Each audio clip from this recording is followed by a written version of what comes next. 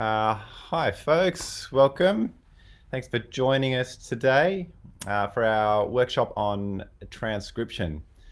Our special guest, we've got Niels Rosendahl here, who's saxophone extraordinaire, arranger, composer, and all-round nice guy. I'm going to hand straight across to Niels, who'll take us through some bits and pieces on transcription. If you have any questions or things, pop them in the comment section. I'll be keeping an eye on that so we can pass those through. All right, over to you. Yeah, cool. Thanks, Cal. Hi. Everyone, welcome. I'm still figuring out the audio here because I'm going to be playing some recordings as well. So if you can't hear anything or have anything like that, just shoot through a comment. But yeah, we're here to talk about transcription today. Also, some sound as well. I do want to talk about predominantly working on saxophone tone work. Because the way that I've learnt that through the people that I've learnt from and studied, and that for me that ties in seamlessly into transcription and building our sound and our language. But for those who don't know me, a little bit about me. I'm originally from Canberra. I went through the ANU School of Music there, studied with John Mackey, and then spent a few years in the UK playing with some bands there, doing some theatre work, and then was back in Australia for a bit, and then I did my masters at the University of North Texas, where I played in the 1 O'Clock Lab band, and then around 2015 I came back to Australia after I finished, and have basically for the most part been living in Melbourne from then up until last year. But I was playing with the Town Mackenzie Jazz Orchestra and with doing theatre work and playing with Jazz Melbourne, which is now the Toshi Finch Productions, and also arranging and composing for a range of different projects. And for the past 6 months or so, I've been based in Perth with my family, and I'm now playing first tenor saxophone in the West Australia Jazz Project, which is the premier jazz orchestra over there. So, but I'm thrilled to be back here at the music place here, and talking about saxophone transcription and how that all works for me. But I'll also be speaking a little bit about tone, so I'll get stuck into that. Also, I just want to acknowledge that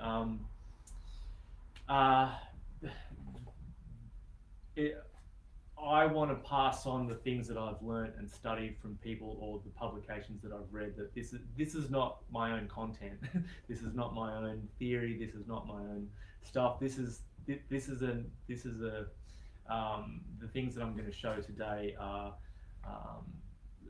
it's an amalgamation for those things of things that I've learned. That I've had some amazing teachers, and I just want to share it with you in a way that has made sense to me, and I've internalized it, and so there's a list on like on the form of there as the PDF of the people that I study with, all the publications that I've read and learned, and all those sort of things.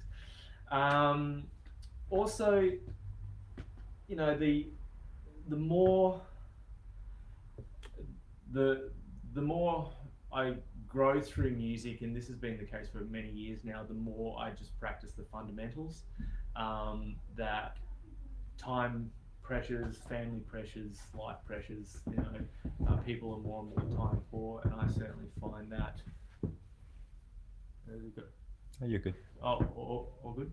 I find that it's about practicing smarter more and more, and for me, it's all about the fundamentals. That if those are in check, everything else will hopefully follow. Of course, there are some more advanced things that people practice, but for me, it's the most important thing to maintain your fundamentals.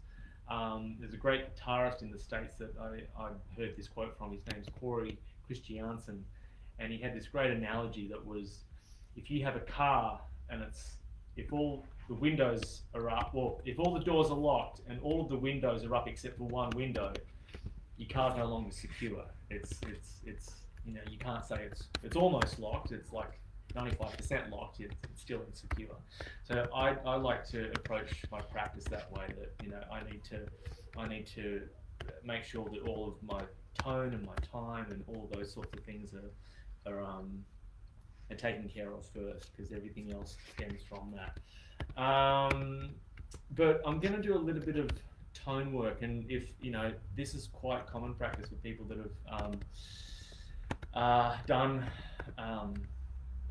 saxophone study over the course of years. But I want to talk mainly about the importance of, on the saxophone, not only long tones but also doing overtone practice and tone matching. And this is actually spoken about quite a lot in Dave Liebman's book about developing a personal saxophone sound, but it's also spoken about in Eugene Rousseau's book, which there's a link in the PDF there to that too. But it's a thing that I use it as a way to just build my sound and to grow what I sound like. And when we learn how to speak as kids or as infants, we do it from hearing our parents and other people, and we have that sound in our mind, and then over time we learn language. And it's the same in terms of learning vocabulary and in jazz music, which is where the transcription part comes in, but also very importantly in terms of tone. So there's a concept that Dave Liebman calls the inner ear, and not the medical term, but basically what we hear in our mind when we play. And so first we want to be able to feed our mind with a certain sound that we want to sound like, and that's where the phrase, or this is where this leads into the concept of imitate, assimilate, innovate, which is Walter Bishop Jr.'s famous quote in jazz music, where we aspire to sound like those that we like, and then we combine all of our influences, and then we have our own sound. So where is this going with tone production and overtones? Well, on the saxophone, being a woodwind instrument, we basically lengthen or shorten the tube through the key closures. So if more of the instrument is closed, the nature of that means that more of the horn is going to resonate with the sound, versus if I play a low B flat versus B flat 2, B flat 2 has more of the saxophone open, so that's not going to at first go, that's not going to resonate through the whole horn the same as the low B flat.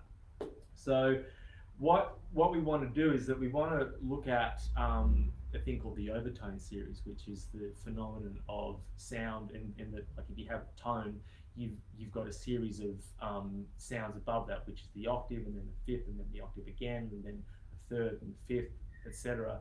You can search it online, the Overtone Series. But there's also a sheet here which goes up to the fifth overtone. So if we think about a bugle, for example, it's a fixed length tube, and it's through harnessing the overtones that the melody, for example, the last post, or the myriad of bugle calls that that there are, that comes from harnessing the various overtones. So I'll just demonstrate some of that off of a low B flat, but here's the fundamental. And then if I harness the next one through the movement of my mouth and my wind, and also from, most importantly, pre-hearing it,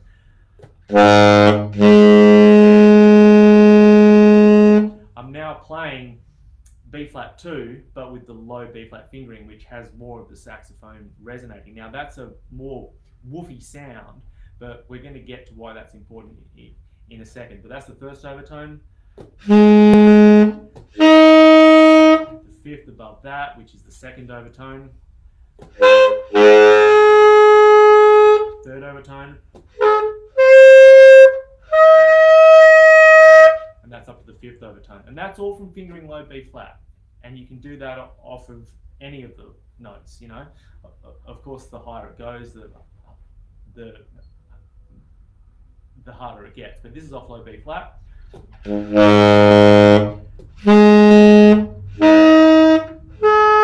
then off low B.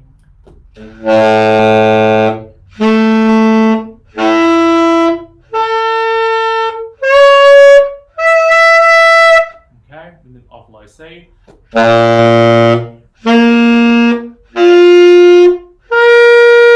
Okay, so where this comes into working on our sound is that there's this concept that, again, Dave Liebman calls tone matching. And it's a psychological thing too, because we need to pre-hear what we want to happen, and over time and practice, our body and our anatomy helps to facilitate that happen. So essentially, if I'm playing if I'm playing B flat 2, but I'm fingering with the fundamental fingering, I'm going to slur between that fingering and the normal fingering.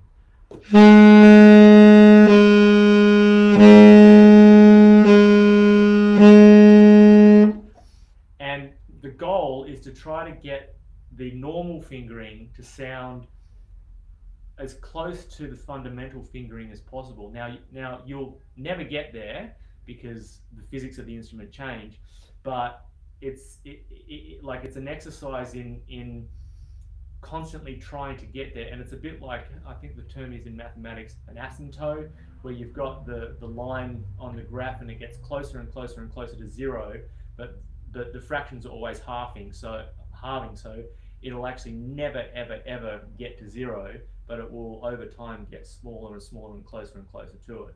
So I see that as a good analogy for tone matching, where we're constantly respiring to get that fuller sound that we get from the low fingering, from the fundamental. And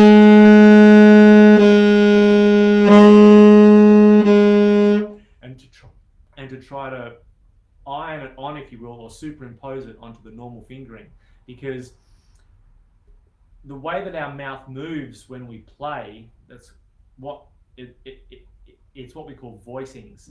So my mouth is moving by effect of me pre-hearing what that note sounds like in order to manifest that sound. So if my mouth has moved and my whole anatomy has moved and my throat and wind has moved to harness that sound with the low fingering, hopefully it will stay there as much as possible onto the normal fingering, and that will help to fill out that sound more. And you can do that off of all of the overtones. So that's on the first overtone.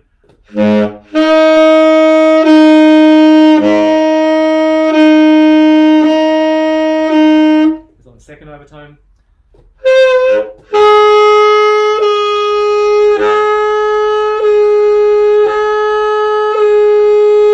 On the third overtone.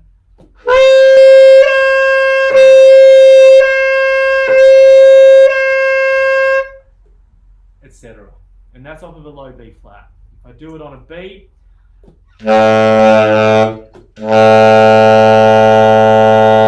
there's the fundamental. I'm still playing the low B fingering, but I'm now harnessing the first overtone.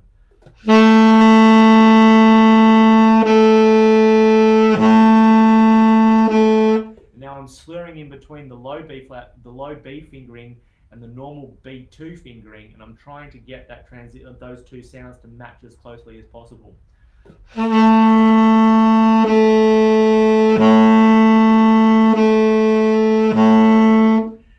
then off the next overtone, which is going to be the fifth.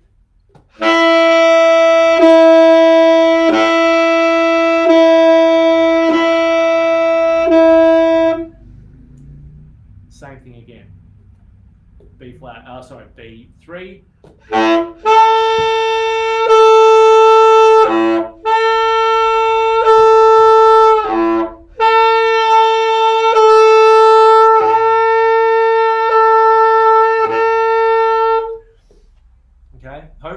makes sense to you. Got any questions or anything, Cal, that need No, to... you're good. It's all good. So, hope that makes sense in terms of how I practice. Well, one of the ways that I practice tone, but that's for me is one of the most important ways to build a fuller sound, and why that's important to what I want to go into with transcription. It's because it's focusing on the importance of the inner ear and hearing what we're aspiring to play, and trying to synchronize that with our motor skills. If we can hear a voice, hopefully over time we can start to emulate it. People who put on accents and things like that, actors and whatnot, to imitate accents or certain vocal styles. People have sound of what that's going to sound like in their mind. So if you've got a clear enough sound in your mind, over time you can start to manifest that in how it is that you play. And this is going to go into transcription in a second. Where was I going to go with this one? Inner ear, hearing it. It will come back to me, Cal. Just what was it? Inner ear, hearing it.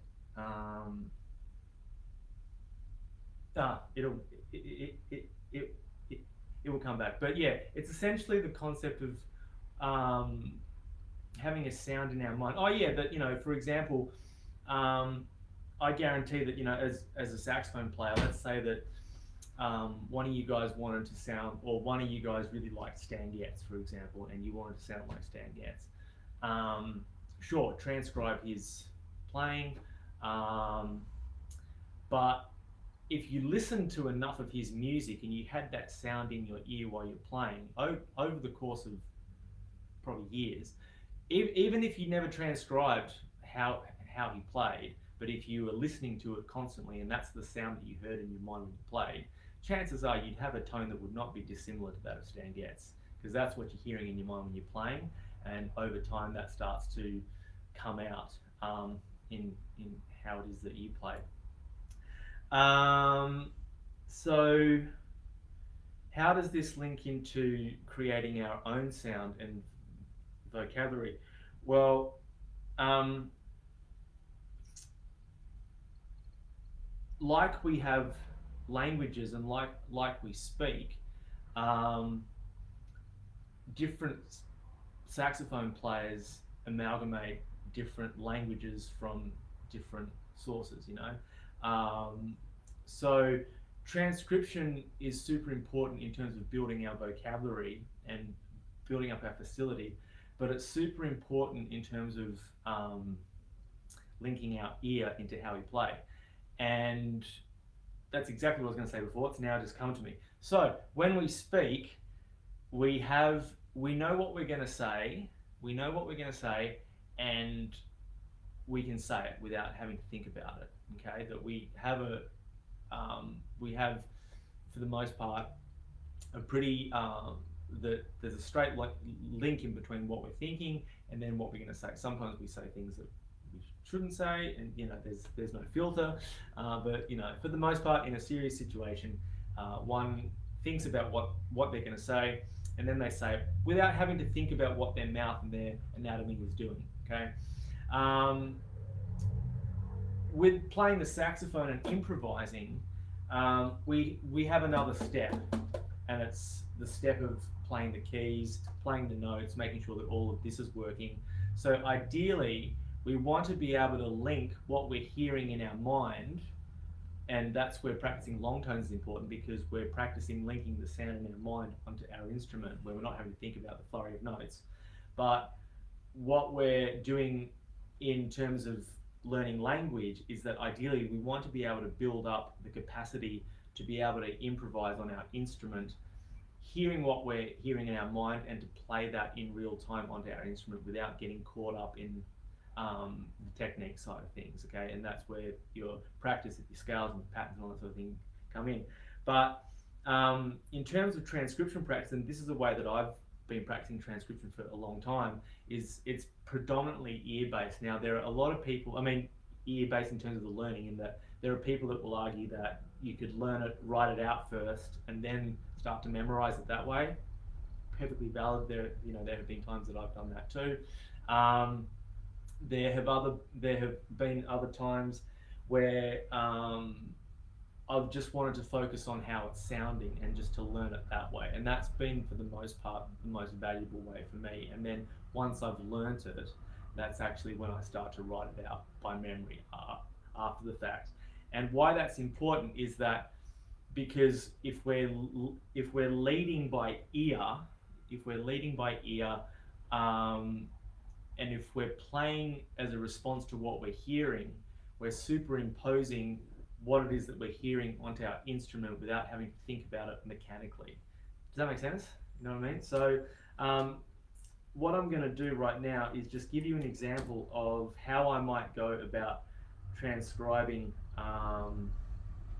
a piece of music. So I use a piece of software called Transcribe. There are loads of pieces of software where you can put in a track and you can slow it down, all that sort of thing. I don't slow it down unless I absolutely have to. But what I get out of Transcribe is that I can loop sections. And for example, I've got here Dexter Gordon's Second Balcony Jump. Famous solo. I transcribed this actually many years ago. It's one of the first solos that I ever transcribed, and haven't revisited it for a long time. Let me just see if this is going to go.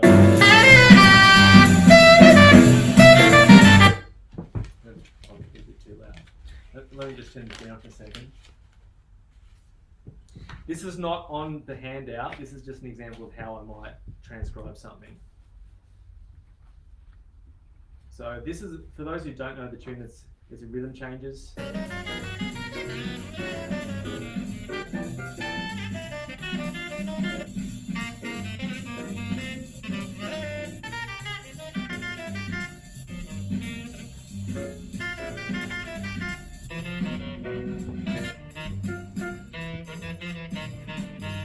Okay, so this is a famous rhythm changes. It's from the famous Dexter Gordon on Blue Note Go. Why I think that Dexter Gordon is a great place to start transcribing for those who might be less familiar with it is that, and if you're a saxophone player, it's super clear. Okay, Dexter plays really clean notes for the most time. Quite an easy person to transcribe. Now, the way that I do it is that I tend to loop sections. A great saxophone player in Perth, Jamie Ollers, a world famous Australian saxophone player, legend, and he shared this story one time how he learned all of Sonny Rollins' The Bridge album by playing the album from start to finish without stopping and just trying to play along with it in real time. And he had to go back to the start of the album every time. That's the story that I remember. It was many years ago, but that's how I remember him sharing the story. If that's wrong, sorry, Jamie. But that's how I remember hearing that story, and it left a mark on me. It's like, well, wow. So that is important because, sure, you're having to go back and relearn the whole thing from the start, and if you miss a bit, you've got to wait till the next time the next time you play it through again and learn it. But you're also hearing it every time you play it. You're hearing it in your mind, and you're getting hit with those phrases, and you're listening to it, I don't know how many hundreds of times, and that over time is going into your mind and into your inner ear, and you're internalizing that. You might not be playing it like accurately straight away, but that's still a valuable process of you internalizing it, and then over time that's going to process, and then it's going to come out subconsciously, you know. So the way that I've taken that concept is that if I just loop a section,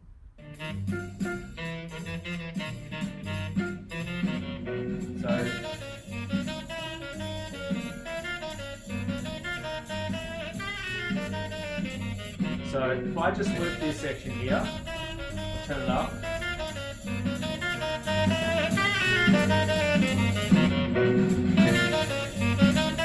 going to try to learn this in real time. So I'm still listening to it. I know it's in the key of concert B flat.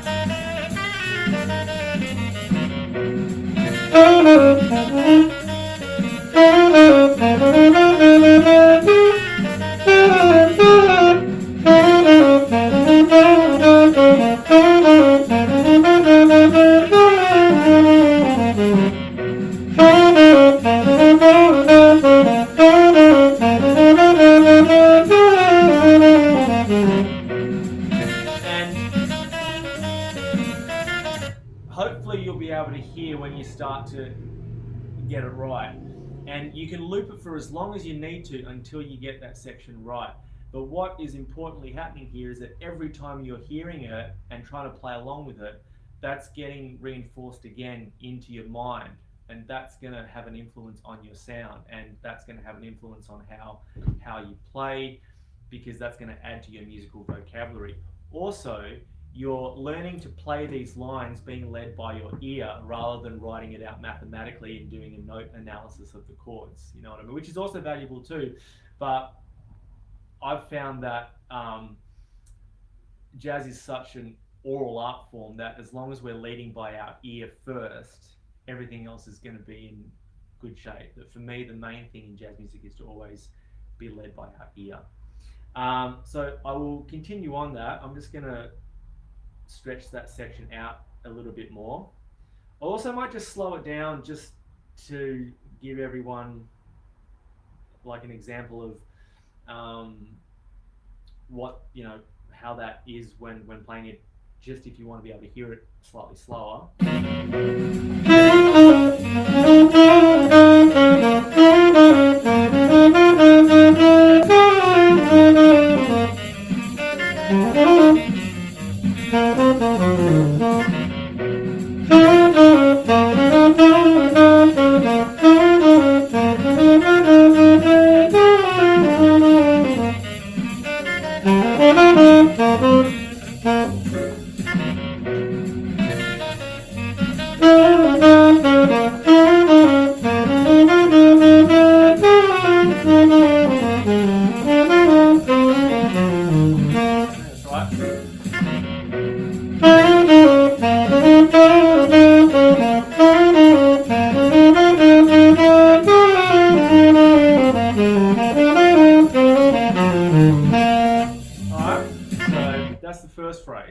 Now, I haven't written anything out yet because I'm going to write it out after the fact, after I've learned it. Because if it's all in here and it's all in here, I can write it out from memory. And I can write it out to store it in a you know, like in my own library of transcriptions. But the most important thing is that I've learned it by ear and I've internalized it technically that way first.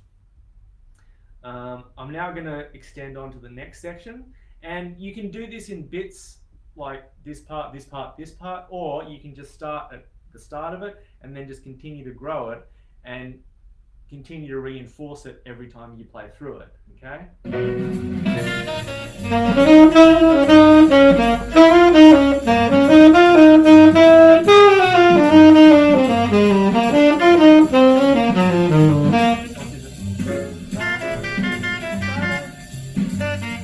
Alright, but now, this is also, I'm not a singer.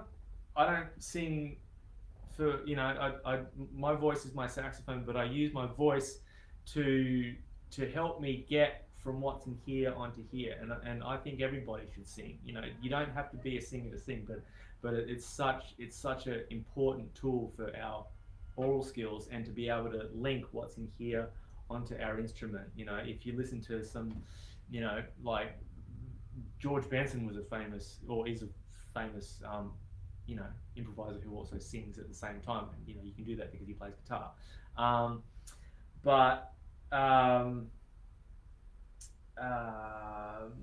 That if I can sing the line, I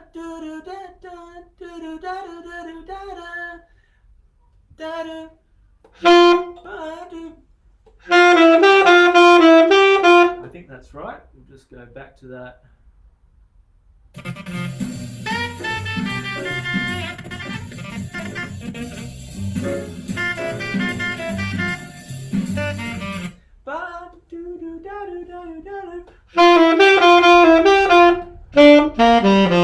You know?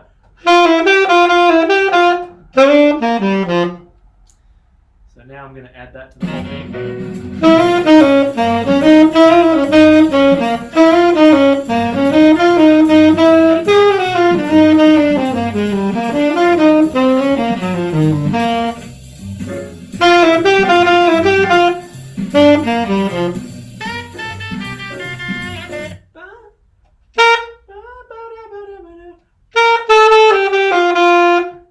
So that phrase there was.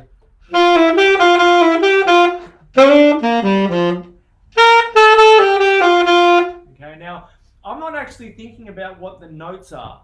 I'm just going by ear, and I'm not thinking, oh, so it starts up, you know, that it's my G, it must go down to an F sharp. You know, I'm actually not thinking about the note names. I'm just trying to sing it and translate that onto my instrument. Now, why that's important for something else is that I'll digress from this for just a second, is that I find that one of the best, and most people do who play, find that one of the best ways to increase technique and to increase our fluidity is to learn things in 12 keys. Now, that can be really daunting for lots of people, particularly if you're needing to think about, oh, okay, so I need to learn something in B. Oh, that's got 5 sharps. Oh, I've got to think about, all the accidentals. That's a hard key. Blah blah blah. But if you're being led by your ear, it actually makes it a lot easier. So, for example, a melody that we all know, for example, super easy is going to be like Twinkle Twinkle Little Star. Now, we can all know how that goes because we've been hearing it all our lives.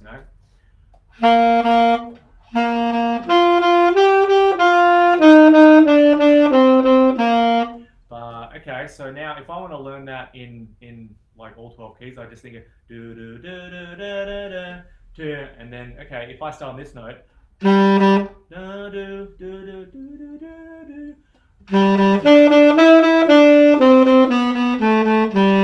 I'm not thinking about the note names. I'm just thinking, okay, well that's my first note. All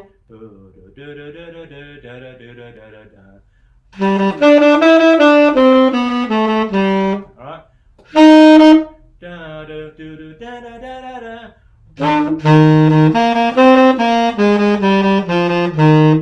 So that's a very extreme example of something that's very easy because we all know how it sounds. So if you've got jazz phrases in your vocabulary that you're so familiar with that you can sing them, it's actually quite easy to then take them around the cycle slowly, being led by your ear. So for example, that last phrase by Dexter Gordon, okay,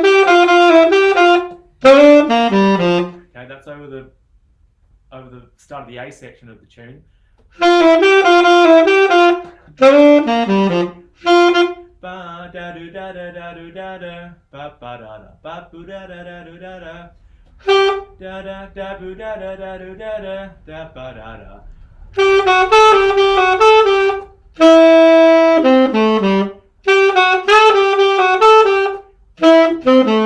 Ba do da do da do da da.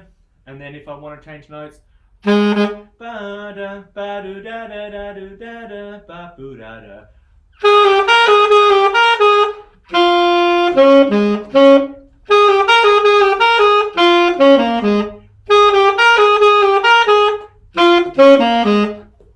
know what I mean? So like you're being led by your ears and not thinking about the notes. Now, of course, you need to build up your technique to be able to know what the notes are and to know your scales and your keys and your intervals and all those sorts of things. But if you're familiar enough with that, but you're learning this stuff by your ear and linking that to how you play, it makes it very easy to be able to play with other musicians and to react orally to what they're doing. A great line that there's a great Hank Mobley line. You know, that's from his solo, This I Dig of You, on the album Soul Station. You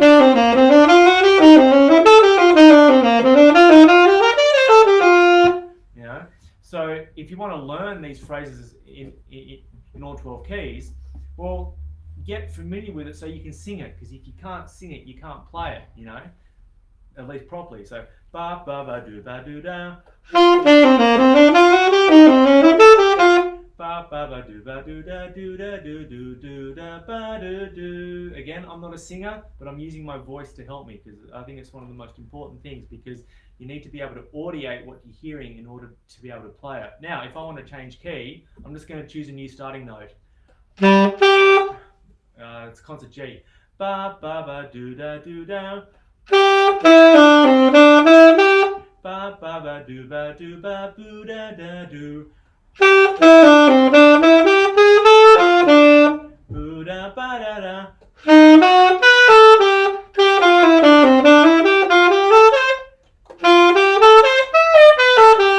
Ba ba ba do da do da do da ba da do da do da do da do ba do da do da do da do.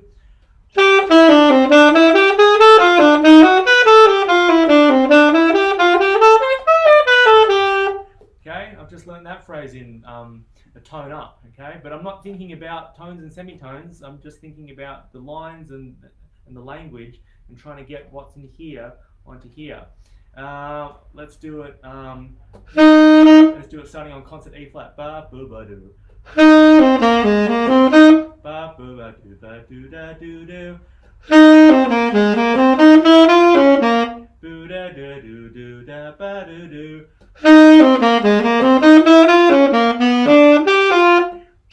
Ba ba do ba do. Ba ba do ba do ba do ba do ba do ba ba do da do da.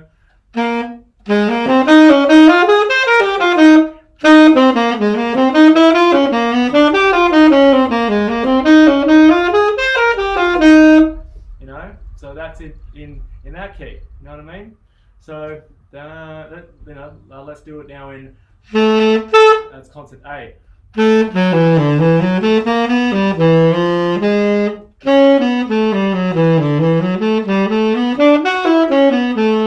Ba ba ba do ba do da do da. You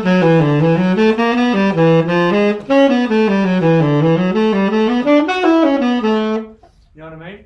So being able to take fragments from transcriptions and to internalize them so much that you can sing them, it becomes so much easier to then play them in all 12 keys, because you're being led by your ear. And for me, that then reinforces your ability to basically sing through your instrument, because you know what you want to play, and then you can play it just through the practicing of playing what you're hearing. So does that make sense to everybody? Like, are there any questions at all so far? Anyone? You're all good. All good? Anyone there? Okay, cool.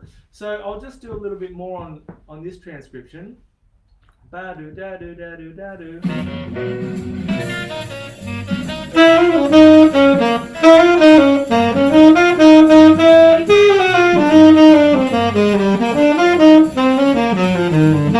Now this part.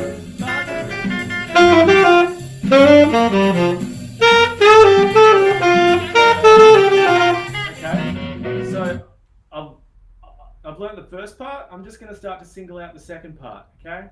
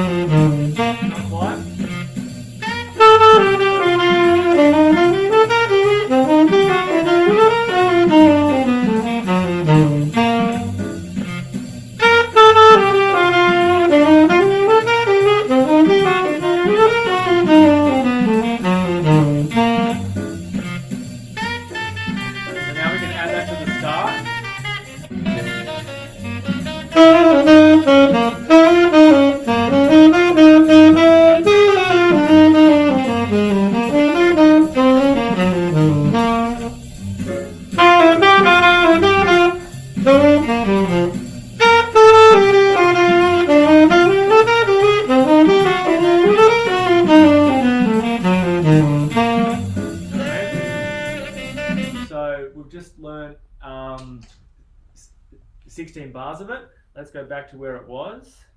And now we can speed it up again.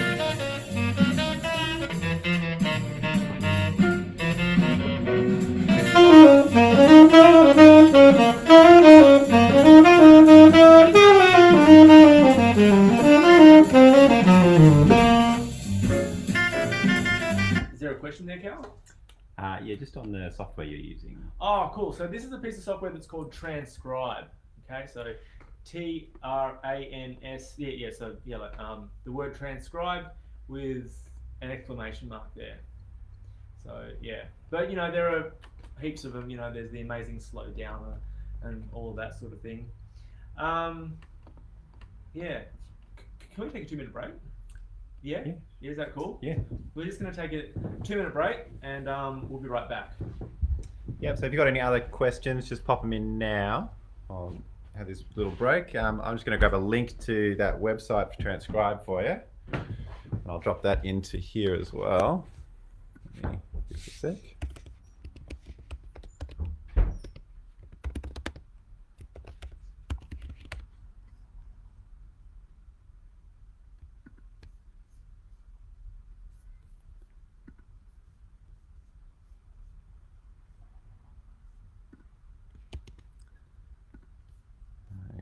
Okay.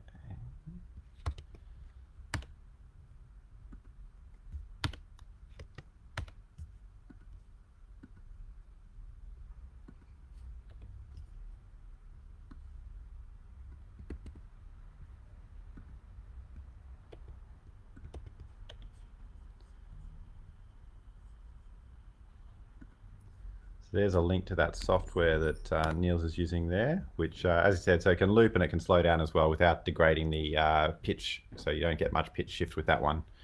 But if you're using Mac, GarageBand is also pretty easy to do some looping functions with. So there's a lot of different options around there. Yeah. So yeah, like as I said, I'm very familiar with Transcribe. There are a range of functions that I like. Sometimes if I'm transcribing like full orchestral works and things like that, and there's a part that I can't quite hear in the many that are there, you can single out some of the frequency sometimes, which can help a little bit. But basically, I just like it for one, I know it, but also that I basically use it for its looping function like this. When I'm learning new things, because if I can just like loop it over and over again as I've been showing, and it's just constantly, I'm getting hit with it, then that's good. And hopefully, this is what happens to me. It's like if I've been transcribing something and I've been playing it over and over again, I'll probably start to it'll become an earworm. But that's actually, as frustrating as that can be, you actually internalize it that way. At least that's my experience. So and then over time it starts to come out in your own playing. So that's an example of how I might go about transcribing a piece of music, and that's basically how I do it. And what I want to do in this workshop is essentially show you guys how I practice, but how we can start to use that to start to create our own sound over time, and use that in our own improvisation. So of course people use other people's licks in their solos.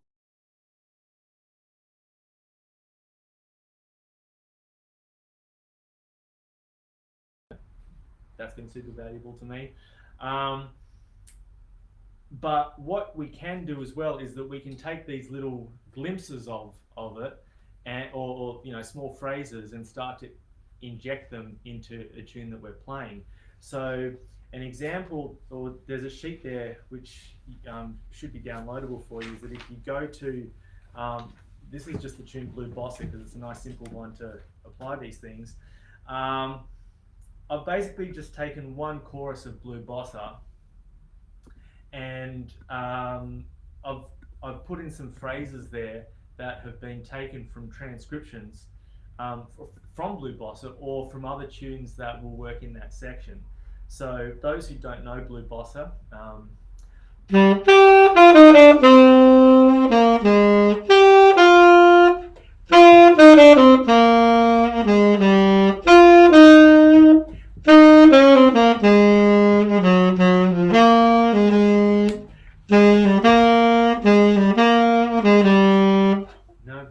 Famous Kenny Dorham piece, famous recordings by Kenny Dorham and Joe Henderson, other great recordings by Joe Henderson in his own right. They're the main ones that I'm familiar with, but there are heaps of others as well.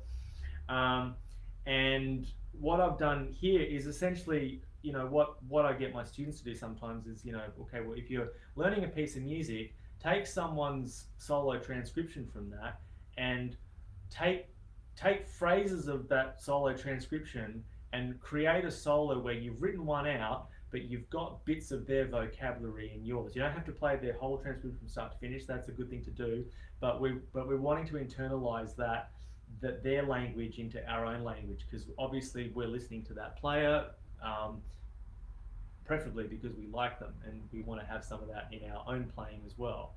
So if you take bits of the people that we like and we want to emulate, we write our own solos, slow it down and put in their phrases into how we play, and that's a slower way to start to internalize their language into our own, and you can then throw their lines into your own solos on your own gigs or wherever you play, or you can vary their lines as well, like for example, that one that I did of Hank Mobley.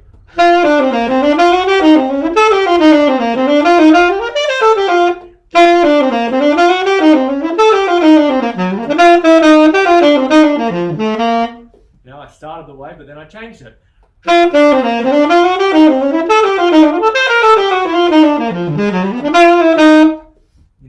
Again, I'm starting with someone else's line because I've drawn that influence, but then I'm starting to change it into my own way. So if you look at the Blue Bossa applied vocabulary thing that I've just prepared here, I've basically written out one chorus over Blue Bossa where you've got references to either the melody, because we also want to internalize the melody into, we ideally want to apply the melody in our solo as well. And then, okay, that's the start of the melody. The next phrase that I've got is actually from a John Coltrane solo from Mr. PC, which is a really up-tempo minor blues. So that line works over the concert F minor 7 chord. And then the next 4-bar phrase is actually from one of Bob Mintz's recordings where he played Blue Bossa.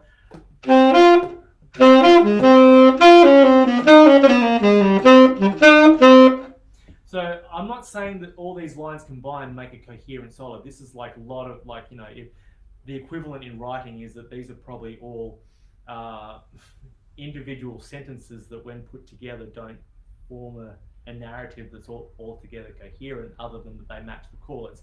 You want to think about motivic development and linking the lines to each other. But what this is demonstrating is that I've just basically written out a solo here where I've got other people's phrases put in there, and you can stretch that out. You can put your own phrases in, you can leave more space.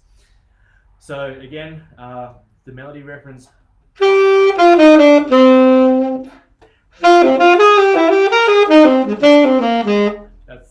That's from John Coltrane, and then Bob Minzer.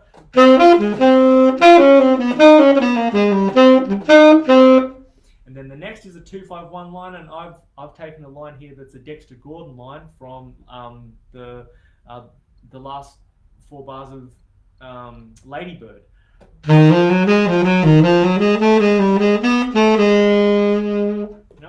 And then the last 4 bars I've taken from one of Kenny Dorham's, who was the composer of this tune, one of his lines over his recording of this tune with Joe Henderson. So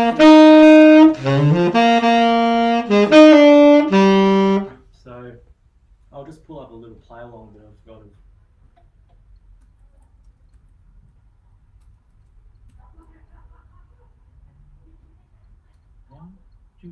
1, 2, 3, 4.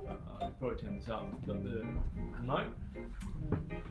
Oh, it's only here. There it is.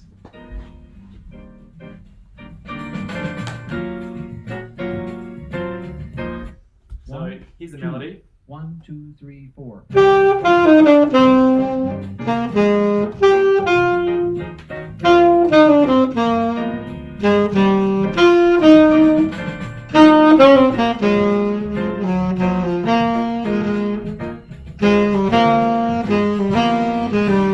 Now these lines.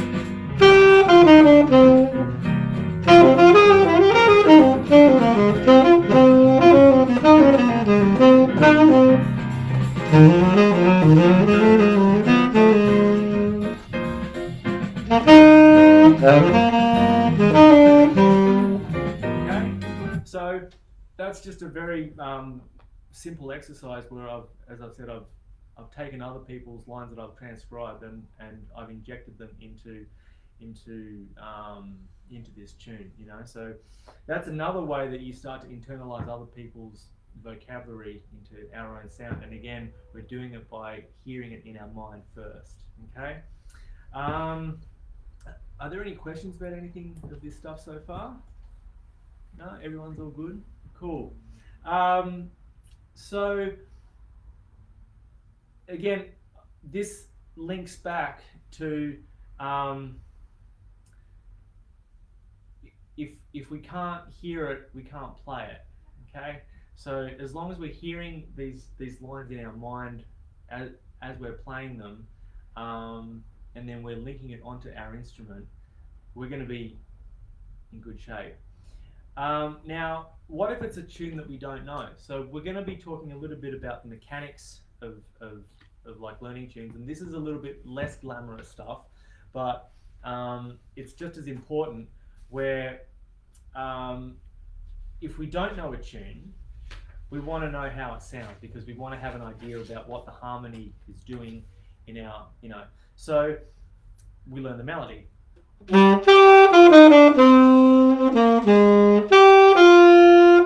Very simple, like it's a very strong theme, that one. So let's learn that phrase in all 12 keys, you know.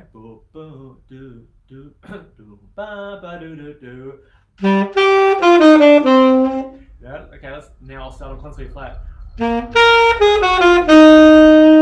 know, that's the first motif there. That's starting on concert A. Now on concert F.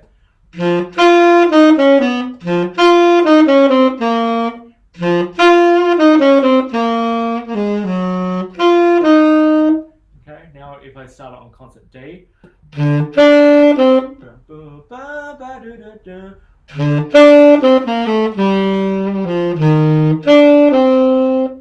know, and I'm leading that by seeing it in my mind. But we want to have a concept of how, you know, like if we're going to learn a tune, so we learn the melody. We also need to know what the harmony is doing. Okay, so this is where, on at least, you know, we can play chords on piano or guitar, but on single voice instruments like, you know, wind instruments and all that sort of thing, we want to be able to play the chord tones so that we understand what the harmony is doing. So what we do there is that we basically arpeggiate the changes. So, you know, we want to have an understanding of what the chords are. So if I arpeggiate the changes, and by that I'm going to play 1, 3, 5, 7, which are, it's 1, 3, 5, 7 of the scales that match the chords, but the chords are basically 1, 3, 5, 7 for each chord. You can also do, I mean, I've got here concert C minor 6 is the 1 chord, because that's, you know, for the most part, if a tune's in a minor key, it's going to be as like a minor 6/9 chord as the minor tonic. But for improv purposes, you can also do it as a minor 7. You know, so if I just go through and I arpeggiate this tune.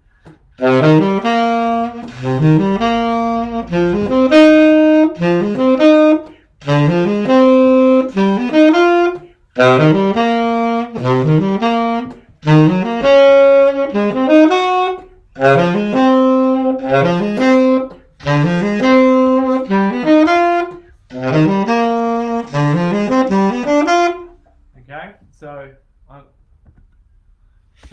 I'm basically outlining the changes just so that I have an understanding of what the harmony is doing, and I can get that sound in my ear. So that's just playing them in root position, 1, 3, 5, 7.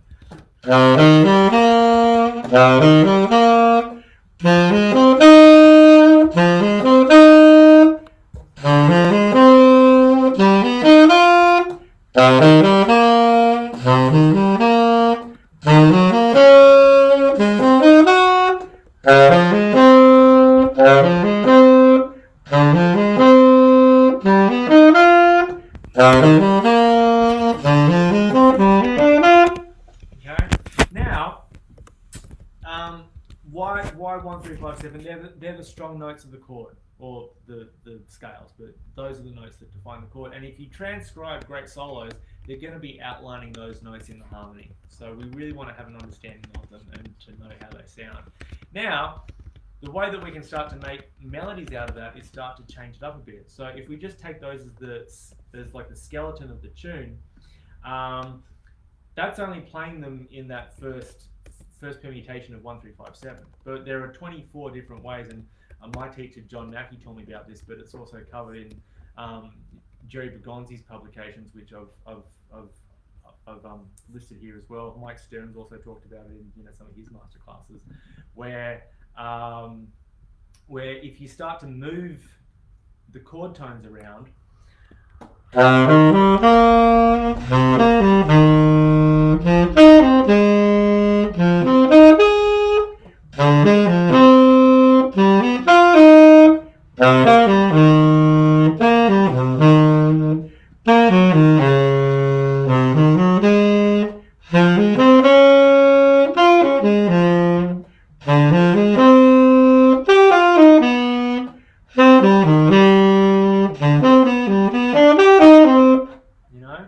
so you can start to change the shapes, and this is basically like an exercise in getting familiar, familiarizing yourself with the nuts and bolts of the harmony of a tune.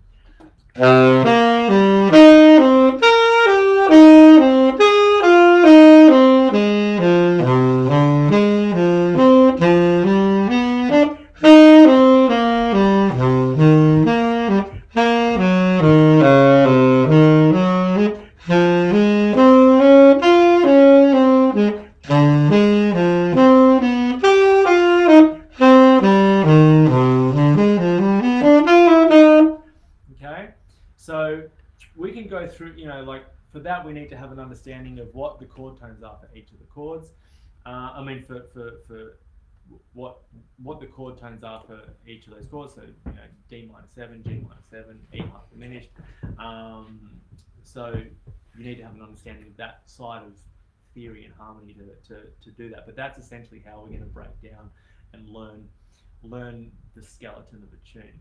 And the thing is that once you start to, once you've written out your transcribed solo, which you've learned by ear,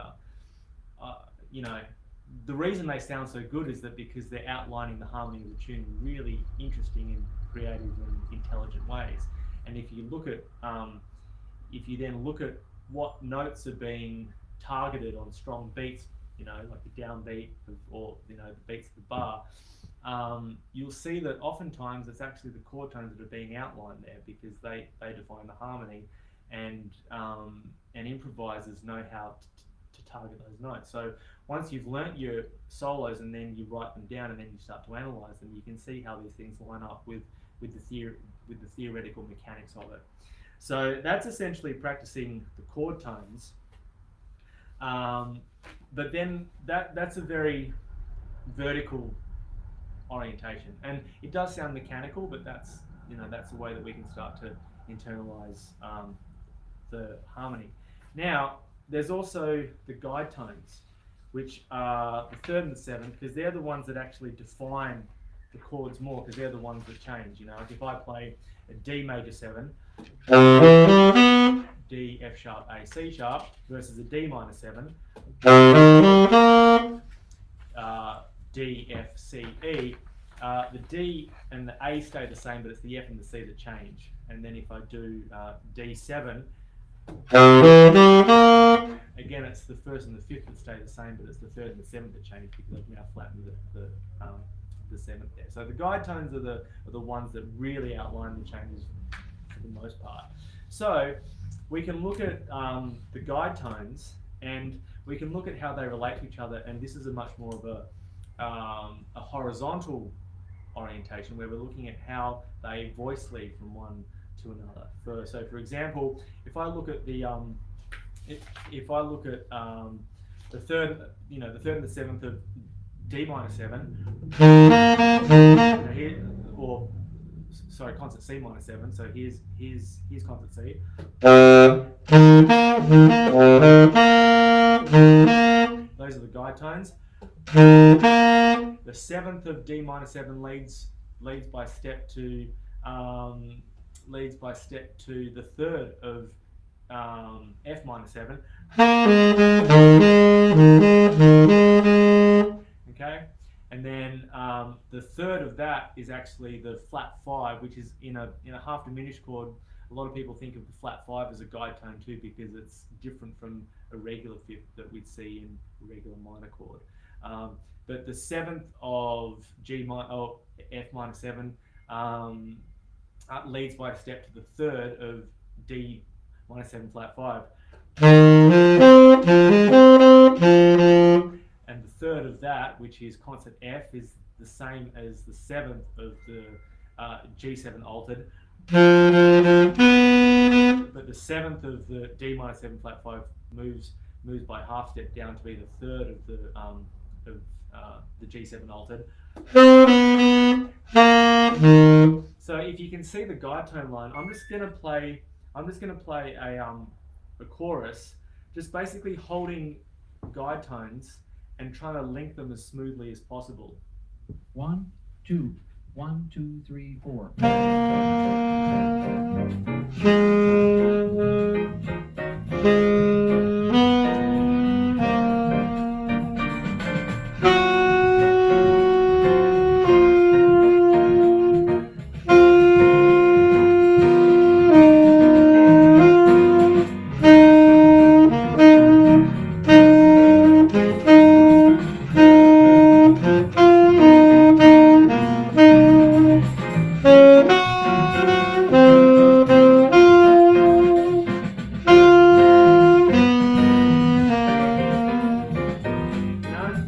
So I'm basically internalizing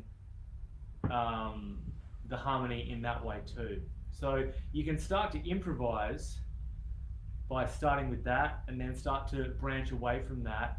It's like you start to step out from the edge a bit more, play your own lines, but then you come back to those guide tone lines because that's what's outlining the harmony of the tune. So 1, 2, 1, 2, 3, 4. Turn this up. 1, 2, 1, 2, 3, 4.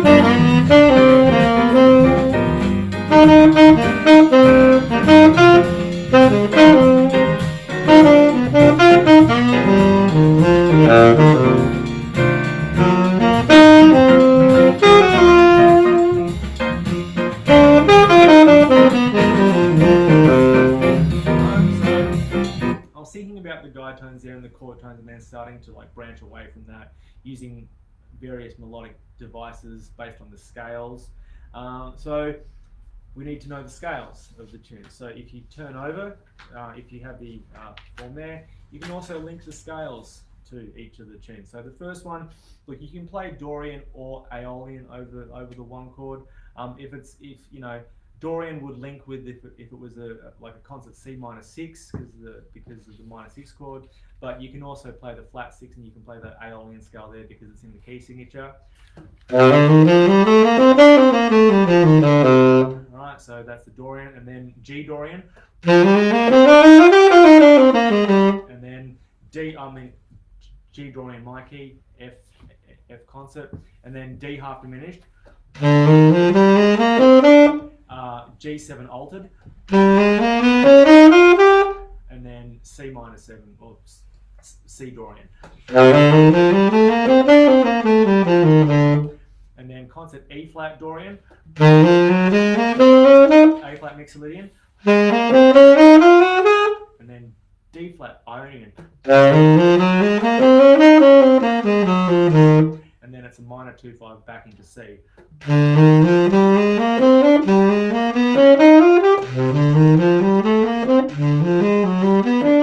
I just did some arpeggios there, okay?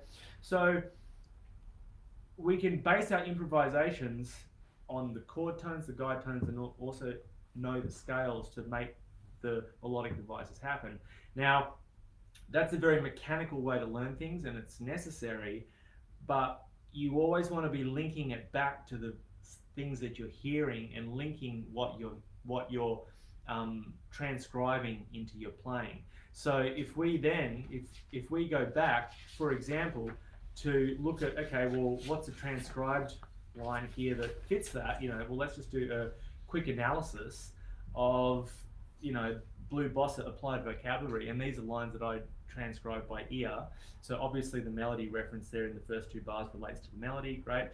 But then if we look at the line there that's from John Coltrane, Mr. PC,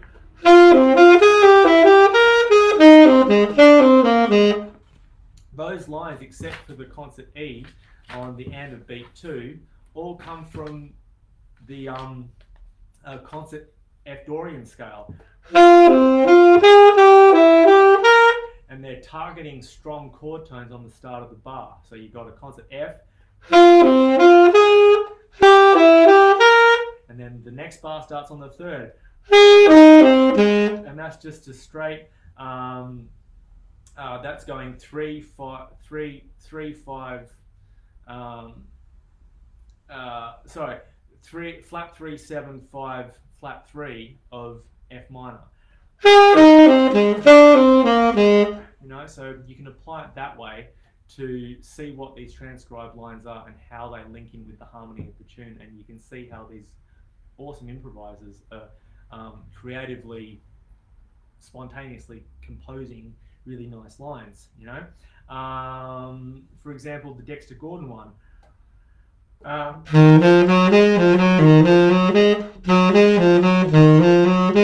That's starting on the 3rd of the E flat minor.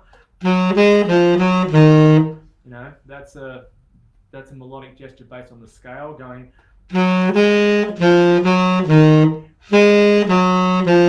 But from a diatonic approach. And then here, he's outlining the flat 9 with some chromaticism. And so this is on the A flat 7 chord. He's outlining some altered tension. So here he's playing flat 9,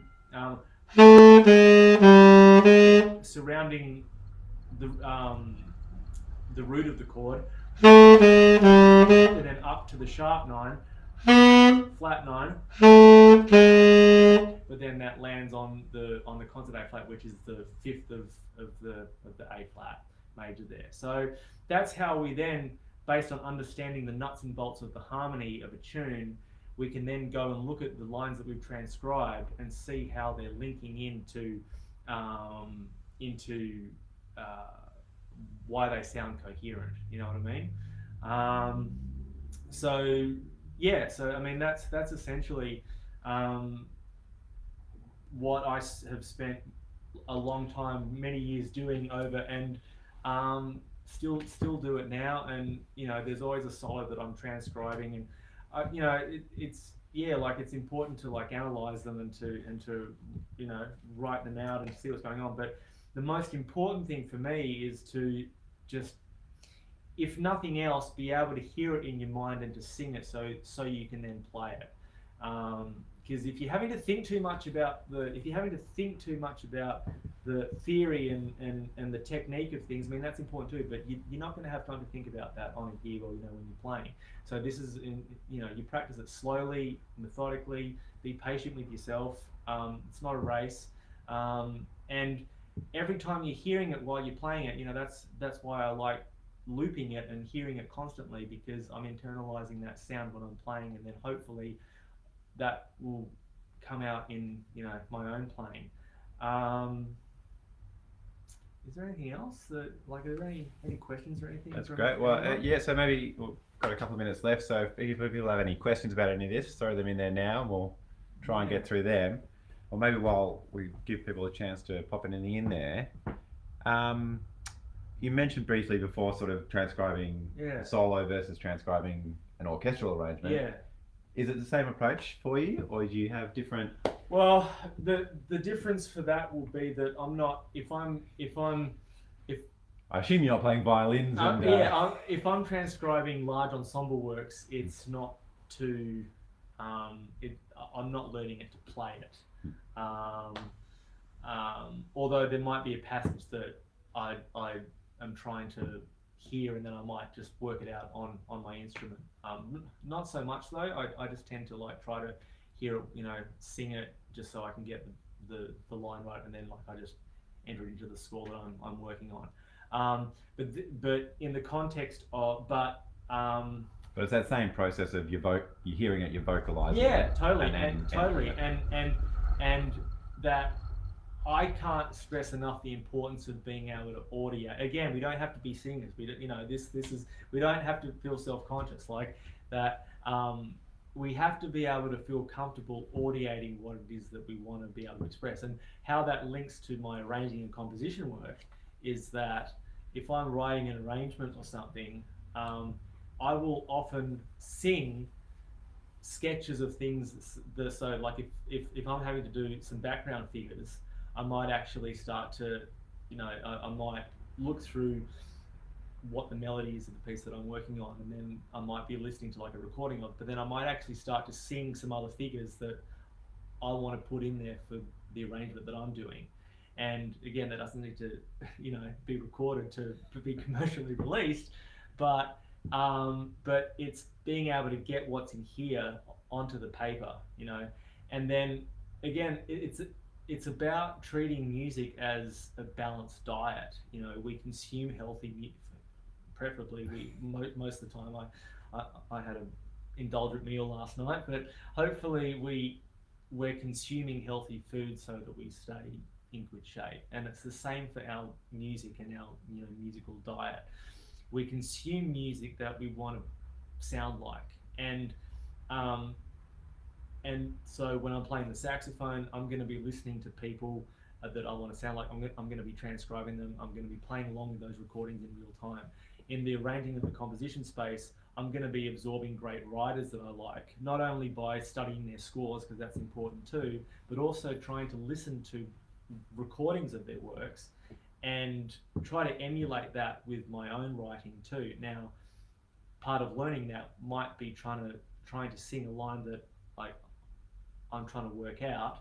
But again, it's just all about ingesting a balanced diet of good music and music that I hope that I can incorporate into my own writing, you know, or playing, or into my own sort of musical expression. So that, you know, I've had students in the past say, you know, I can't, like, I'm just really struggling with my tone, or, you know, it's like, well, who do you want to sound like? And most of the time they'll be like, well, I don't really know. And that's totally fine. That's totally cool. They're like that, you know, but if you don't, you know, you've got to have a goal for something to aspire.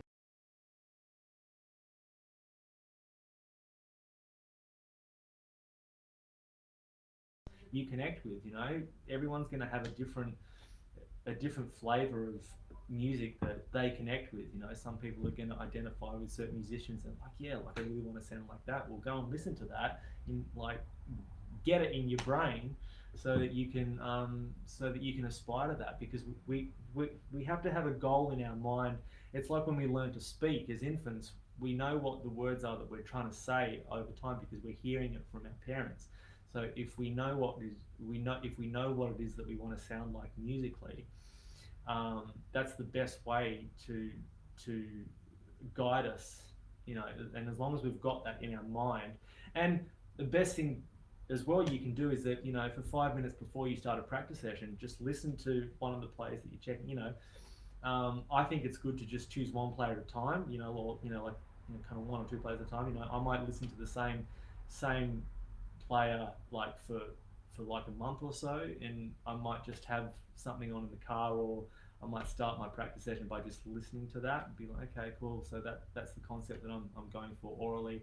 And our body has a way of that if you have an instrument that is working.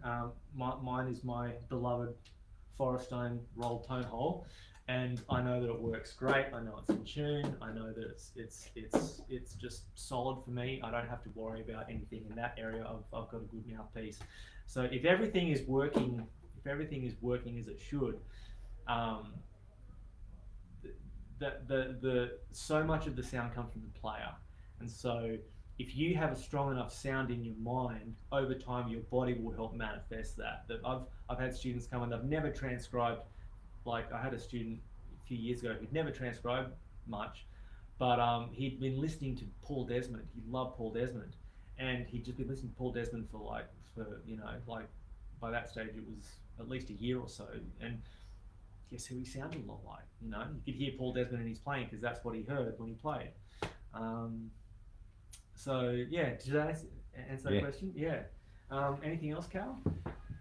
Not much else coming up there, which I think you've done a good job and answered all the questions in talk. Maybe the other one that I jotted down there is you've obviously got quite a lot of language there, and that's all retained from a bunch of stuff you've done. Yeah. But is there one of you, like, what's a favourite that you've spent some time working on? Is there a favourite tune or transcription that you just really dug? Favourite? Oh. There's probably a lot of them, but I think one of my all-time favorite solos, and because it's such beautiful melodic poetry in the classic hard bop idiom. I think one of the ones that I always like to come, and I don't know it, like admittedly it's been a long time since I've played it, so I couldn't play it by memory right now, but I actually love Hank Mobley's solo from This I Dig of You. That's always been one that I sort of come back to every year or so, if there's been a patch of time where I've sort of been off the horn for like a week or so, and like I come back and I just need to get my sort of get the cobwebs off. That'll be one that I hit, but I've not played that one for a long time. But there's a lot of things that I draw from that, like the line that I played before.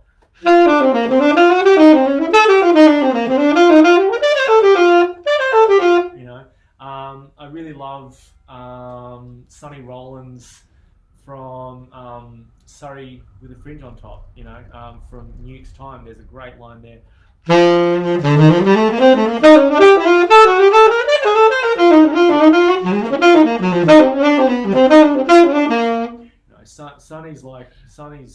Sonny's like the master storyteller on the tenor saxophone, but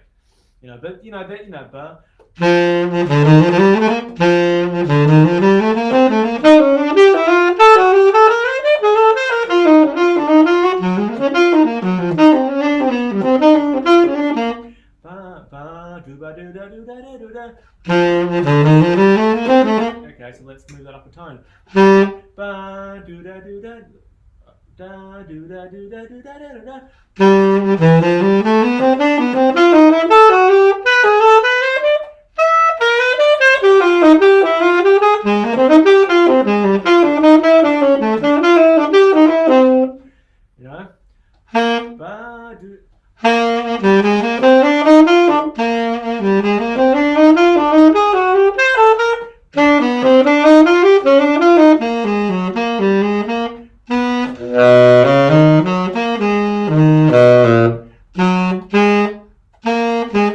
mean? So that's a key that I need to work out.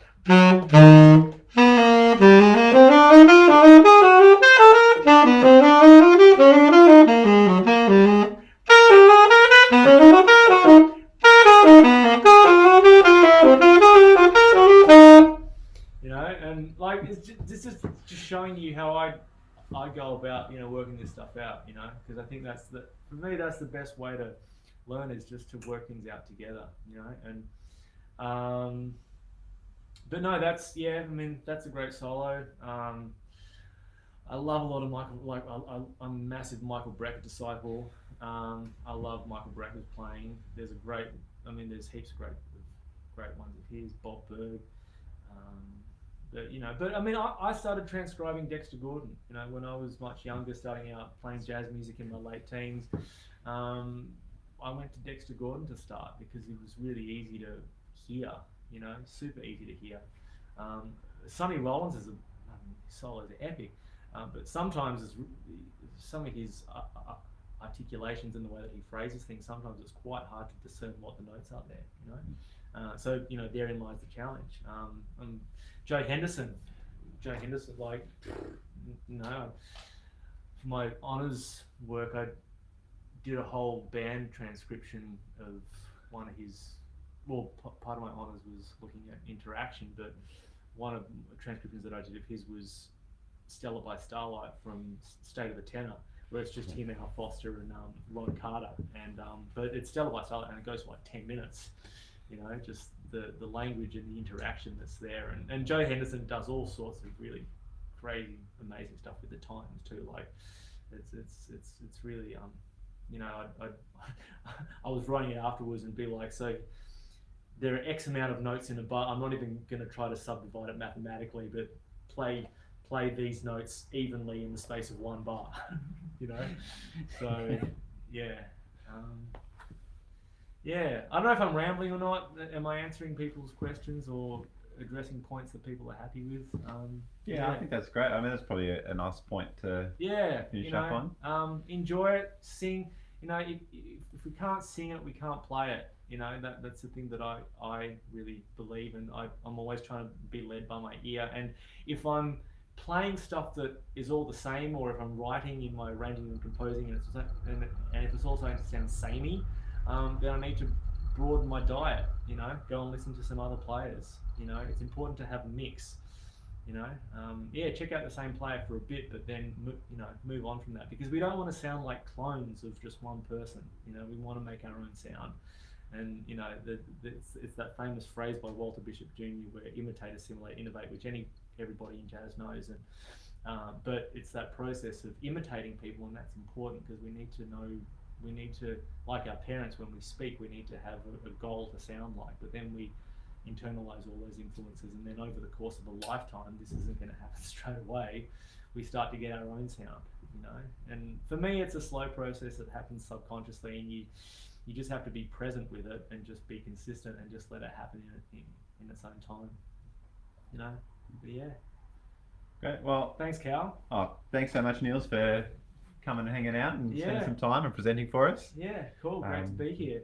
I should also mention Niels is a Forestone Japan endorsed artist, and so thanks to Forestone Japan for helping make this happen. Thank you, Forestone, for that. And I really, I love the saxophones. You know, I started to play them a few years ago, and it was a game changer for me in terms of everything that I love about a lot of different saxophones, but all put into the one. I sort of feel like it was such a great. It was like my favorite bits of a few different brands all sort of had a child, and you know, and that was the Forestone. I'm not saying that was their goal, but that's how it felt for me when I started to play their instruments. I was like, oh wow, this is exactly what I want out of a saxophone. Okay. So yeah. And you're based in Perth now, but you've got some gigs on the East Coast as well. Where, if people want to check you out, where's best to find you? I'm playing tomorrow night with Toasty Clinch's band at the Paris Cap in Melbourne. That's a 6 o'clock show. That's Sunday the 26th of Sunday June. the 26th. And then I'll be going up to Canberra, where I'm originally from, and I'll be playing there on Monday late afternoon, 4 o'clock to 6 o'clock at Smith's Alternative, with some great friends of mine from Canberra who are amazing musicians there.